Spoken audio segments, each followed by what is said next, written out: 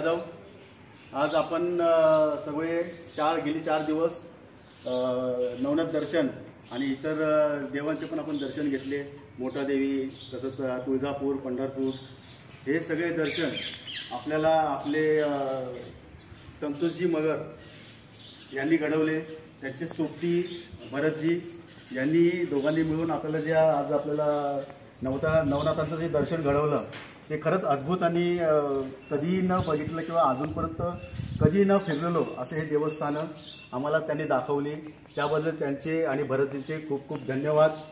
आणि पुढे मी प्रत्येकाला सांगतो की आपापले एक असं अनुभव कथन करा की तुम्हाला कसं वाटतं या दर्शनाला आल्यावरती आणि तुम्ही परत याल का किंवा फक्त हे तुम्ही यात्रा म्हणून बघता। त्याचं एक 2 शब्दात आपल्याला फक्त थोडक्यात सांगा।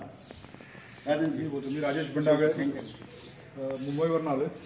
तर आम्ही बरेच म्हणजे जवळजवळ 2 वर्ष झाली आम्ही दोघं म्हणजे माझा मित्र सुरेंद्र आणि मी प्रयत्न करतोय यायचा। काहीतरी अडचणी आहेत, माझं काम निघतं त्याचं काम निघतं असं चाललं। बऱ्याच जणांना विचारलं पण काहीची इच्छा नव्हती।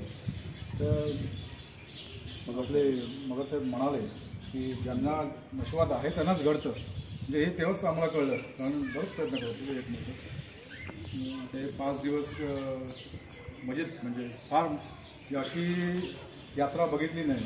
म्हणजे यात्रा आणि सगळे आपण कुटुंब झालो होतो एकत्र फार। आणि आपण बघितलं की आपल्याला ज्या समाधी आपल्या वरती त्यांनी मूळ स्थानात नेलं ती चावी बंद असतं, ते उघडून वगैरे म्हणजे असं कोण दाखवणार नाही। म्हणजे नवनाथ यात्रा करावी तर यांच्याकडेच। तर अजून कोण करणारे असतील आपल्या माध्यमातून मी आता शूटिंग करतोय त्यांना सुचवा मगर भाऊंकडेच ही यात्रा करावी। आणि फार सुंदर यात्रा आहे। आम्हाला कळलंच नाही। आता थोडंसं गमतीचं सांगतो, मला थोडंसं बॉम्बे टू गोवाची आठवण झाली। हे म्हणजे एवढा खेळीमेळीने आपलं चाललंय खरोखरच।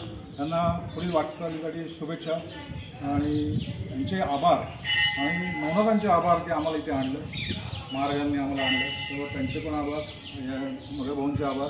आणि आता कृतज्ञता सोहळा आपल्याला एक करायचा आहे, तो होईलच। आपण ठिकाणी बोलून घ्या, ज्यांना बोलायचं बोलून घ्या, लाईनीत बोला। हा बाईक 2 शब्द सर्व एकत्र झाला।